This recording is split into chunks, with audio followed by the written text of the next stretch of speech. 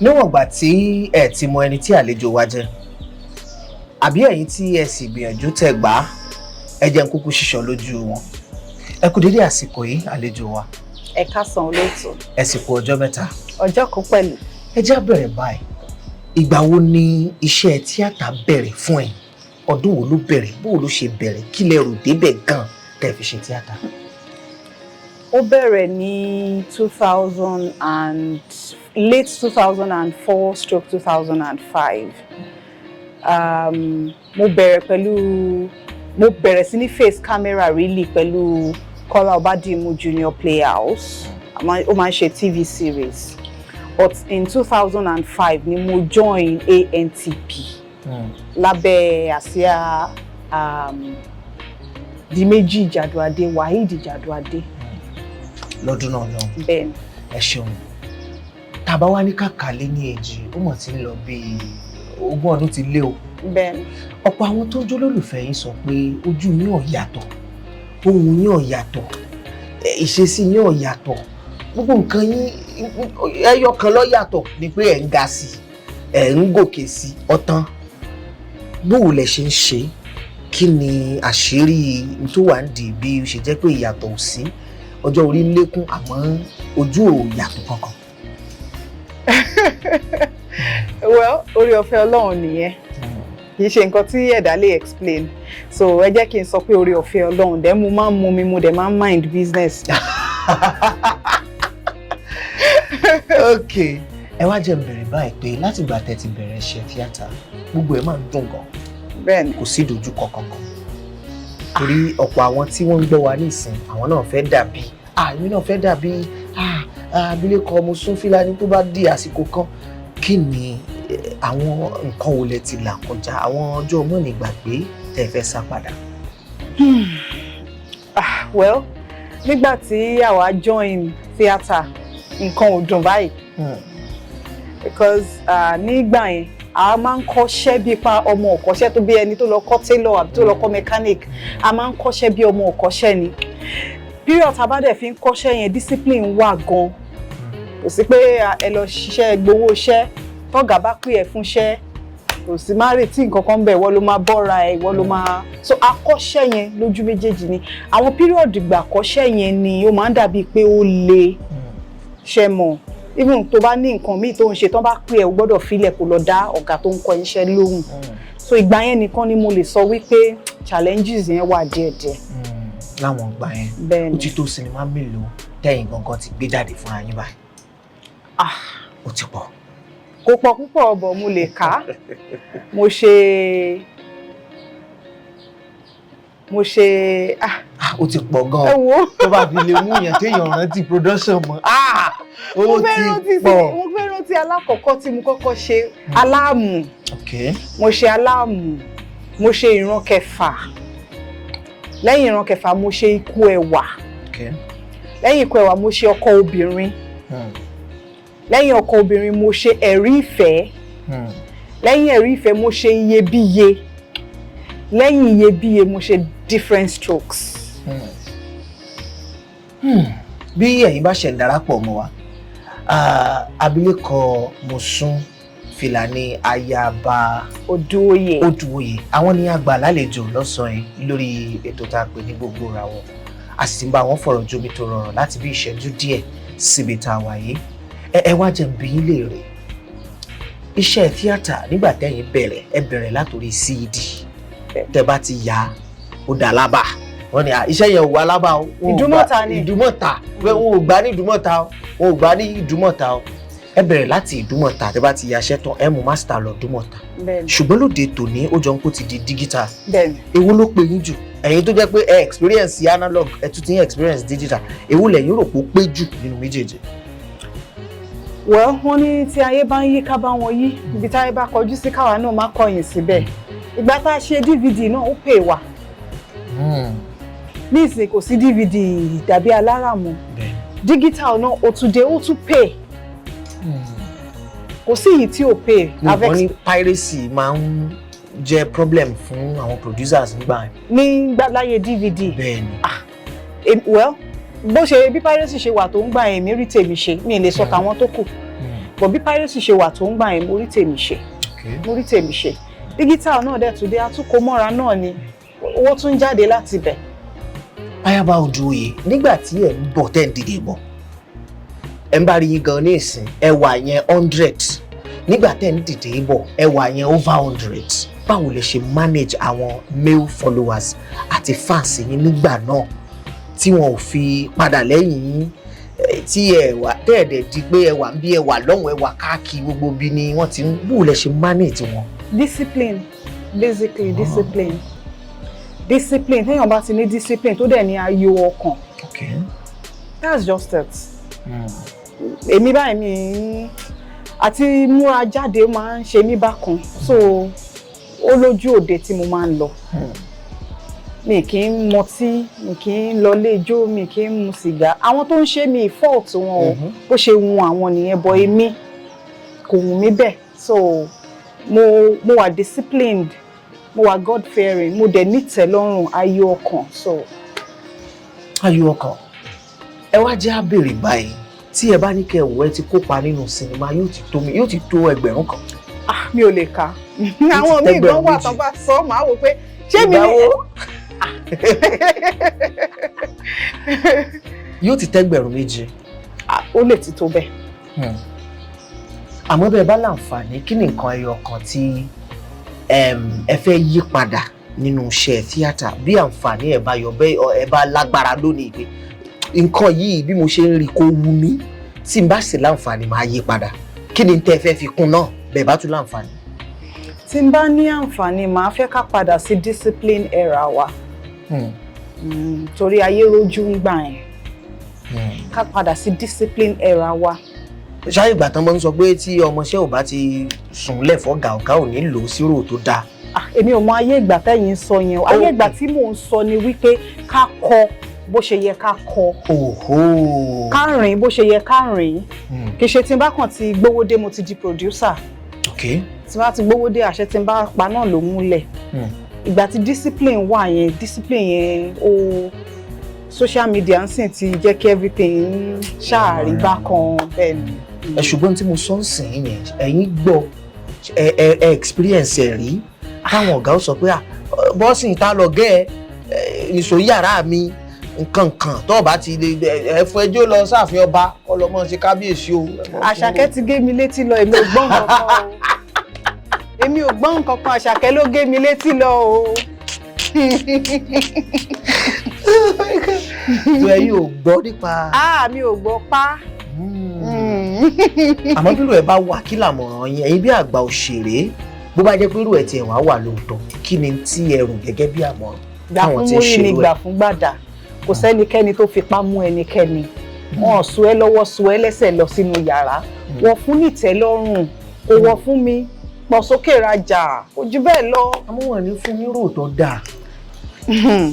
Tó bá mọ nǹkan tó ń ṣe bẹ́ẹ̀ ni tíṣẹ́ ẹ̀ dẹ̀ dá ẹ lójú wọ́n á wá ẹ bẹ́ẹ̀ ni wọ́n á wá ẹ kàn omi tẹ́dà bá máa mu láyé kò ní ṣàn kọjá ẹ̀. Ẹ ṣeun gbogbo ẹ̀yin tí ẹ ń gbọ́ wa ibo wa ni abilékọ Mosun Filani Ayaba Oduoye níbo ni wọ́n wà tẹ̀ ń béèrè láti gbà yìí ó jọ pé ìgbà kan wà tẹ̀ gbélẹ̀ Nàìjíríà fún àsìkò tó pẹ́. Mo wà Nàìjíríà mi lọ́bì kankan. Torí pé ọ̀pọ̀ àwọn èèyàn ó jọ pé ibi tí ìdàrúdàpọ̀ yẹn ti wáyé ni pé báwọn èèyàn bá wá yín social media Mosun Filani ni wọ́n máa ń sábà tẹ̀. Bẹ́ẹ̀ni. Wọn dẹ̀ kì í sábà rí àwọn ìtàn máa ń rí àwọn èèyàn máa ń believe pé fake account ni bí kò ní kinní kan 1,000 followers and all of that so ó jọ pé account yín ó yàtọ̀ ẹ̀ lo Mosun Filani gẹ́gẹ́ bí handle. Ayaba Oduoye ni mo lò. Okay. Mo ti gbìyànjú láti change ẹ̀ but because verified account ni kò ṣe change mọ́ but tó bá tẹ Ayaba Oduoye ó máa gbé jáde.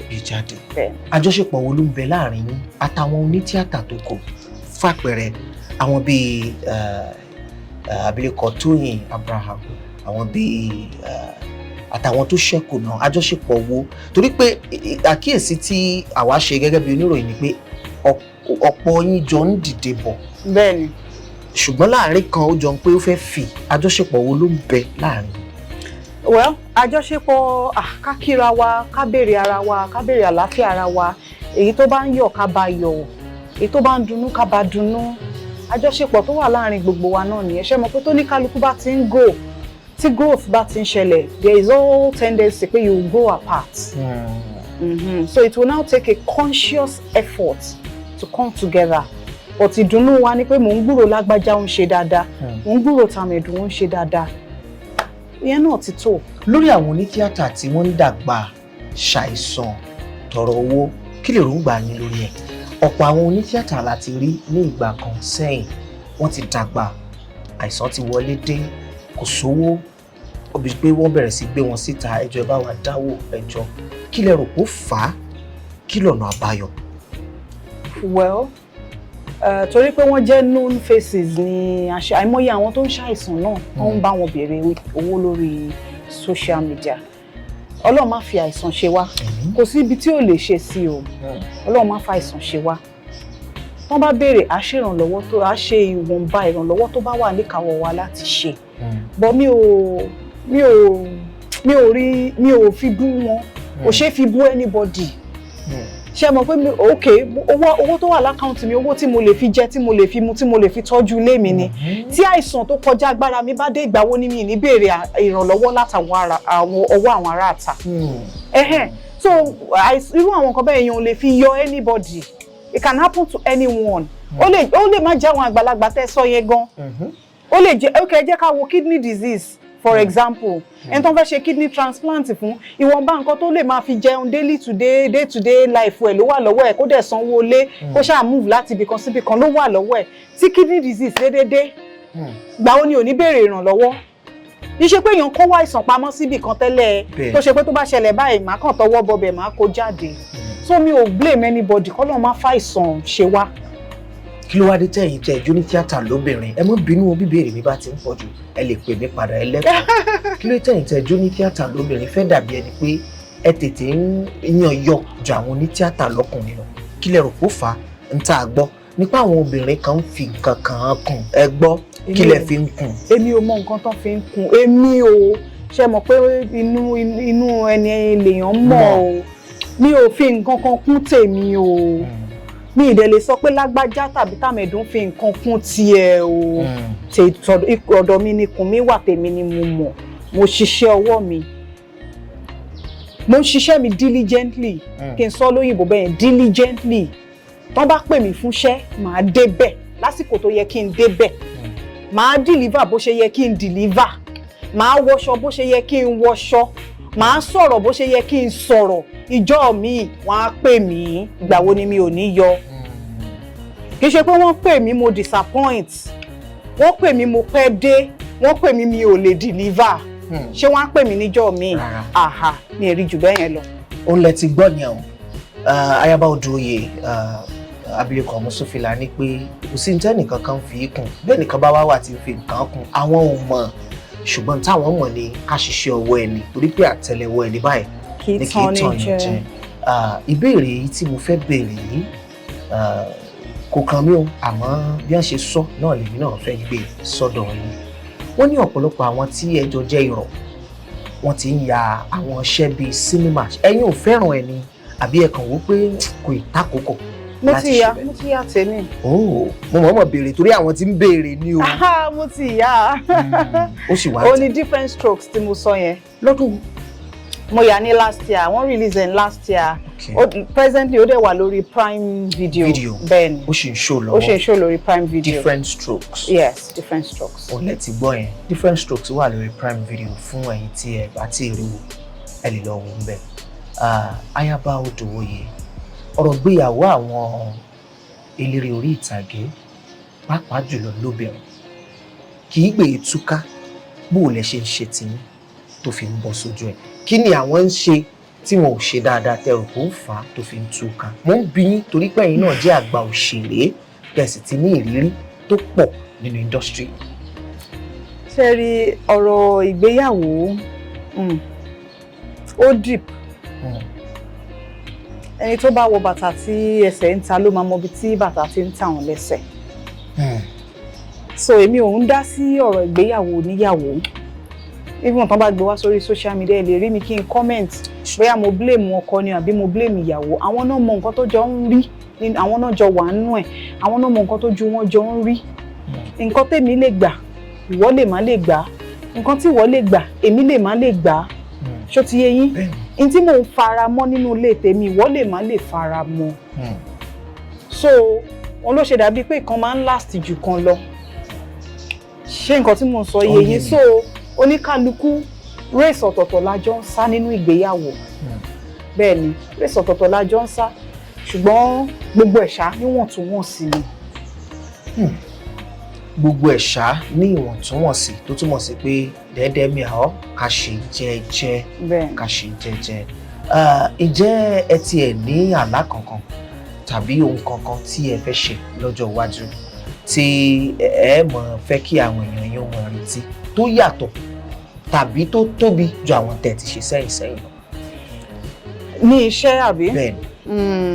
Iṣẹ́ pọ̀ tó ń bọ̀ mo ti dé o.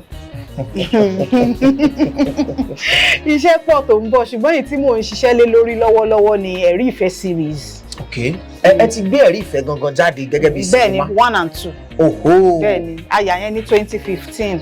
Okay. Ṣùgbọ́n àwọn tiwa náà ń béèrè pé akílétà fi ṣe series ó yẹ kí torí pé ó jẹ́ sinimá ń gbà yẹn ageke pèpèpèpè ní ìsìn wọ́n fẹ́ ká dé gbogbo ibi tó yẹ ká dé ń gbà yẹn ká dé bẹ́ẹ̀ ni so à ń ṣiṣẹ́ lórí ẹ̀rí ìfẹ́ series lọ́wọ́ báyìí bẹ́ẹ̀ ni series ló máa jẹ́ bẹ́ẹ̀ ni a dẹ̀ máa ṣe àfihàn ẹ̀ lórí Fiimu TV lórí YouTube lẹ́tí máa show ẹ̀ bẹ́ẹ̀ ni ẹ ti bí ìgbà wo ló máa bẹ̀rẹ̀ sí show? A wà ní oko ẹ̀ lọ́wọ́ à ń yà lọ́wọ́ báyìí bẹ́ẹ̀ ni so tó túmọ̀ sí pé tásìkò bá tó tí ó mọ̀ tẹ́ ẹ mọ̀ ṣàfihàn ìgbà ya gbọ́. Bẹ́ẹ̀ni. Okay. Kí wá ní àmọ̀ràn yín fún àwọn òṣèré orí ìtàgé àti sinimá àgbéléwò tí àwọn náà ń dìde bọ̀ tí wọn ò tí ì débì kankan àwọn táwọn náà ṣáà ń gbìyànjú rákòrò kí làwọn tẹ́ ẹ fẹ́ sọ fún wọn? Wọ́n gẹ́gẹ́ bí mi ṣe máa ń sọ kò sí gbogbo ibi tán bá ti béèrè question tẹ́ béèrè nǹkan ẹyọ kan náà mo máa ń tẹnu mọ́ àtẹ́lẹwọ́ ẹni òun tán ní jẹ. Tọ́lọ́run bá ti pé iṣẹ́ ìlọ́nà ẹ̀ wà débẹ̀ pẹ̀lú ìfaradà pẹ̀lú sùúrù wà débẹ̀. Ọ̀gá mi máa ń sọ fún mi ńgbà yẹn tí mò ń kọ́ṣẹ́ irú pé orúkọ lèèyàn máa ń kọ́kọ́ lé lẹ́nu iṣẹ́ yìí kì í ṣe owó. Pé tó bá ti lé orúkọ yẹn tó bá bá tó ní orúkọ yẹn dání owó máa tẹ̀lé. Nítorí pé wọ́n á pe orúkọ yẹn owó náà dẹ̀ máa fi pe orúkọ yẹn. So ọ̀rọ̀ yẹn stick pẹ̀lú mi nígbà yẹn mi ò lé owó. Kò tiẹ̀ sówó púpọ̀ ń di iṣẹ́ iná nígbà yẹn náà but even at that aṣáàṣì ń gbowó owó dẹ̀ ní yìí nígbà yẹn so orúkọ yẹn ni mo lé Mosun ẹ máa rí pé wọ́n ń fi stage name pè mí orúkọ mi gangan ni Mosun Filani so orúkọ yẹn ni mo kọ́kọ́ lé Ọlọ́run dẹ̀ fún mi bá later ni owó bá. Later bẹ́ẹ̀ ni so àtẹ́lẹwọ́ ẹni kò ń tan níjẹ tó bá ti múṣẹ́ lọ́kùnkúndùn tó dẹ̀ gbajúmọ̀ṣẹ́ wá débẹ̀. Kò nílò kí wọ́n ṣẹ̀ṣẹ̀ mẹ́yìn ilẹ̀ fẹ́nìkan. Kò nílò kán mú kan mọ́ kan wà débẹ̀. Wà débẹ̀. Ọṣẹ ńkọ́ tí wọ́n nílò àti wẹṣẹ nǹkan sọ́tún sósì. Bíi Premier bíi dìtọ́ọ̀lù bíi dúdú oṣù nǹkan wọ́n á wẹṣẹ nígbà tó bá jí láàárọ̀ tó fẹ́ wẹ̀ nígbà wo ló ní wẹṣẹ ó wẹṣẹ kárọ̀tì kárótó nǹkan ó wẹṣẹ. Ó lẹ́tí gbọ́ ẹ̀ ọ́ lẹ́nu Ayaba Odù Oyè. Bọ́ bá wẹṣẹ ó wẹ àwọn random ones bó wọ́n bá wá níbi ìtọ́ wẹ̀ ṣáwẹ̀ kó tó lọ location. Kẹ má máa gbá. Ìjẹ́ ní ilé ìwé tí wọ́n ti ń kọ́mọ níṣẹ́ fíìmù ọ̀pọ̀ àwọn tó ń wò wá náà ní ìsìn wọ́n ti rí ṣe sí yín bẹ̀ ṣe nígbà tẹ̀ tí ẹ̀ ń dàgbà bọ̀ nínú iṣẹ́ tẹ̀ ń ṣe ni mò ń sọ kì í ṣe lọ́jọ́ orí o tẹ̀ ń dàgbà bọ̀ wẹ́rẹ́wẹ́rẹ́ nídìí iṣẹ́ yín wọ́n rí bẹ́ẹ̀ ṣe ń ṣe èèbó kan tẹ́ lù lẹ́ẹ̀kan pé ẹ ṣe diligently pé ẹ ṣe dáadáa tó jẹ́ pé ọ̀gọ̀rọ̀ àwọn tí ń wò yín lọ́wọ́ báyìí ni wọ́n fẹ́ tẹ̀lé yín mo kàn fẹ́ràn bí màmá yìí bí wọ́n ṣe máa ń ṣe eré wọn mo fẹ́ tẹ̀lé wọn kí n tiẹ̀ kémi náà ṣe ẹ̀mí lè wé tẹ̀ tí ń kọ́ àwọn ọmọ níṣẹ́ eré fíìmù. Lọ́wọ́lọ́wọ́ tá à ń sọ̀rọ̀ yìí mi ò wá lè sọ lọ́jọ́ iwájú mo lè ní o àmọ́ lọ́wọ́lọ́wọ́ tá à ń sọ̀rọ̀ yìí mi ò ní. Ṣùgbọ́n tá a bá rẹ̀ ń tó wá fẹ́ mọ tẹ̀lé yín tó fẹ́ kẹ́ mẹ́ńtọ̀ òun kọ́ jẹ́ ẹni kò sí wàhálà tó bá ti jẹ́ èèyàn tó níwà tó dẹ̀ rẹ́dì láti kẹ́kọ̀ọ́ kò sí wàhálà. Tó níwà tó dẹ̀ rẹ́dì láti kẹ́kọ̀ọ́ méjèèjì yẹn ṣe kókó ó ṣe pàtàkì. Ayaba Oduwoye, ẹ ti gba àwọn èèyàn lámọ̀ràn, ẹ ti sọ bẹ́ẹ̀ ṣe ń dìde bọ̀, ẹ ti sọ àwọn ìdojúkọ, àmọ́ nínú iṣẹ́ yìí ọjọ́ wo nínú yín dùn jù tẹ́ ẹ dúpẹ́ lọ́wọ́ Ọlọ́run pé mo dúpẹ́ pé mo jẹ́ Mosun Filani tí ń ṣe fíìmù tó dẹ̀ jẹ́jọ́ má ní gbàgbé nínú ìrìn àjò iṣẹ́ tẹ̀ ń ṣe? Ẹ̀ẹ̀mejì ni. Ẹ ṣáà wò. Alákọ̀ọ́kọ́ nígbà tí wọ́n nominate mi fún Best Supporting Actress ní AMA Awards. Ọjọ́ náà ti pẹ́, ọdún náà ti pẹ́ o, alongside àwọn English actors. Wow. That was the first one. Ẹlẹ́ẹ̀kejì nígbà tí mo gba multiple awards lórí Ikú Ẹwà. Sinimá yín kan nù. Bẹ́ẹ̀ ni Ikú Ẹwà part 1 and 2. Multiple awards kì í ṣe ẹyọkan, kì í ṣe mẹ́rin. Fíìmù yẹn kàn gba award lọ. Gbogbo award tán organize ń gbà yẹn, Ikú Ẹwà ṣáà máa gba award ni. Tí ó bá gba méjì, á gba mẹ́ta, ó ṣáà ń gbà lọ. Inú mi dùn gan. Nígbà yẹn. Ìgbà wo wá lẹ lè gbàgbé náà tó jẹ́ pé ó bá yín nínú jẹ́ ṣùgbọ́n tẹ́ ẹ ti kọjá ẹ̀ sẹ́yìn ní ìsìn. Sọ pé ẹ lè gbàgbé láyé pé ìjọ yẹn kan gbà jẹ́jẹ́ ni mo wá ń ṣe ìbáyìí. Ìjọ wo nìyẹn náà? Kò sí. Ọlọ́run ò jẹ́ ó sí. Wow. Kò sígbà kankan tó ẹ̀rù. Ọlọ́run ò jẹ́ ó sí. Iṣẹ́ tí mo ń ṣe máa ń múnú mi dùn. Iṣẹ́ yìí ó máa ń tí bá ti wà lórí set inú mi máa ń dùn. Mo jẹ́ èèyàn kan tó máa ń tijú o tí mi bá sí níwájú kámẹ́rà. So tí n bá wà lórí set inú mi máa ń dùn. Level tí máa ń wà máa ń yàtọ̀. Bẹ́ẹ̀ ni. Ẹ gbogbo bẹ́ẹ̀ ṣe lè jàmọ̀là lẹ́sẹ̀ títì mọ́ tẹ́ ẹ lè ẹ gbàgbé èmi ń jẹ́ èmi ò ń fọ́ọ̀mù. Àtùgbọ́n bẹ́ẹ̀ bá ń jàgbàdo ẹsẹ̀ títí ní ti àwọn ọmọ ọ̀rọ̀ bóyìn pé àwọn fẹ́ ya fọ́tò yóò sì sún yín. Ṣé bá gbàdo ni mo jẹ mi ìyàgbẹ́ sára mi ò dé pààyàn. Ṣé bá gbàdo ni mo jẹ. Ọ̀dà bẹ́ẹ̀ wọ́n ní àti gòkè kò tó àti dúró lókè ṣé lóòótọ́ ni?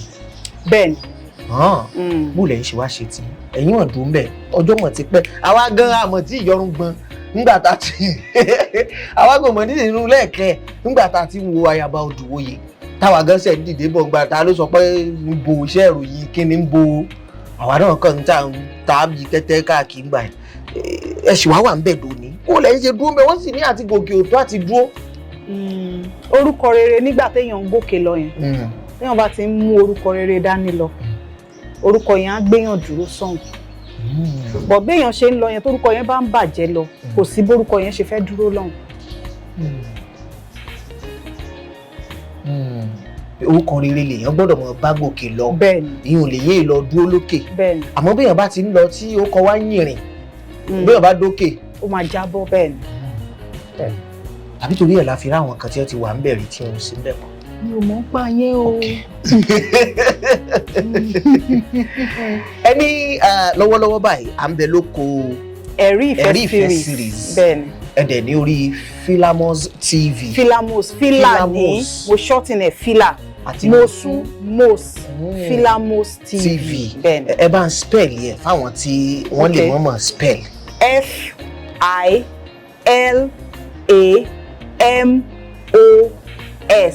FILAMOS TV. Filamos TV. Filamos TV. Bẹ́ẹ̀ni. Òun náà lẹ ń wò lójú wòran yín yẹn lójú òpó Facebook fan page Fresh FM Ìbàdàn. Rédíò ọ̀mọ̀wé Yínká Ayéfẹ́lẹ́ Joel Ọjà.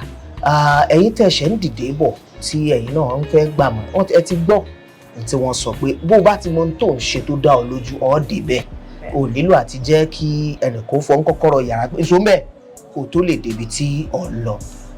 Ẹ̀yin tí ẹ sì ń wò pé ẹ fẹ́ tẹ̀lé Ayaba Oduwoye náà wọ́n ti sọ bó bá ti níwà tó sì ṣetán àti kẹ́kọ̀ọ́ ọ̀parí àwọn apá abo ni wọ́n ti wá lè kàn sí láti bá yín sọ̀rọ̀ láti bá yín ní ìfọ̀rọ̀wérọ̀ papọ̀. Wọ́n lè bá mi sọ̀rọ̀ lórí Instagram. Okay. Lórí Instagram handle mi @Ayaba Oduwoye. Ayaba Oduwoye. Bẹ́ẹ̀ni. Ayaba AYA. BAYA BAODUOYE. Ayaba Oduwoye. Wọ́n lè send DM sí mi from there. Tí bá rí pé ọ̀tọ̀ ẹni yìí ready then mo lè fún wọn ní phone number mi. Phone number láti bẹ̀ yẹn. Bẹ́ẹ̀. Àwọn social media platforms wo lẹ tún wà táwọn èèyàn tún ti lè ẹ ti sọ YouTube pé Filamus TV ẹ̀yin lẹ ní YouTube yẹn nìyẹn àwọn films mi náà wà ń bẹ lọ́wọ́lọ́wọ́ báyìí àwọn old films mi tẹ́ ẹ ti ṣe ó wà ń bẹ lọ́wọ́lọ́wọ́ báyìí Instagram yìí ni Ayaba Oduwoye, Facebook Filani Mosumola. Filani Mosumola ní Facebook page Facebook mi TikTok Filani Mosumola Oduwoye náà ni. Filani Mosumola Oduwoye ó ní àwọn ojú òpó. Mo mọ̀ pé ní ìbéèrè tó pọ̀ tẹ́ fẹ́ bi Ayaba Oduwoye abilékọ Mosun Filani mo mọ̀ pé ní ìbéèrè tẹ́ fẹ́ bi wọ́n. Filani òun ìlú wo nu? Èkìtì. Èkìtì ni torí ọ̀pọ̀ ọmọ béèrè ẹgbẹ́ mi gan bẹ̀rẹ̀ tó yìí Filani ọ̀pọ̀ àwọn tó tiẹ̀ tó lólùfẹ́ yìí gan Filani náà ni ẹ máa ń pè bẹ́ẹ̀ ti gbọ́ báyìí pé Filani ni o kì í ṣe Filani kì í sì ṣe Fúlàní Filani ò ní orúkọ yẹn láti Èkìtì. Mo mọ̀ pé ní ọ̀pọ̀ àwọn béèrè tẹ́ fẹ́ béèrè ṣùgbọ́n mi ní láǹfààní àti gbé ìpè lónìí torí bá méjì kọ́ o torí àsìkò wa ni ṣùgbọ́n ọ̀pọ̀lọpọ̀ àwọn béèrè tẹ́ bá fẹ́ béèrè ẹ máa lọ sójú òpó Instagram tó jẹ́ ti Ayaba Oduwoye ẹ lọ fa àwọn béèrè ń kalẹ̀ ẹ̀bẹ̀ ẹ follow ẹ like àwọn post wọn kẹ́ wá fi àwọn comment tẹ́ ẹ ní gbà ìbéèrè jẹ́ ìfẹ́ béèrè rèé o wọ́n sì máa dá yín lóhùn lógi ọ̀gàn bí wọn ò bá bí sí iṣẹ́ tí wọ́n ń ṣe gbà àyè pọ̀ jù ṣùgbọ́n ní kété tí wọ́n bá ti padà tí wọ́n ti ráàyè wọ́n dá kálukú lóhùn lẹ́yọ̀ sọ́ka ẹ bá ń tún kí àwọn olólùfẹ́ yín kẹ́ sì rọ̀ wọ́n kẹ́ tú ó ẹ̀ tiẹ̀ nílò àti rọ̀ wọ́n gbogbo iṣẹ́ tẹ́ ẹ bá ṣe wọ́n ó wò ó torí ẹ mọ̀ pé ẹ̀yin èé ṣèṣà gbogbo àti ẹ bá ṣe gbé sinimá jáde ọ̀yà.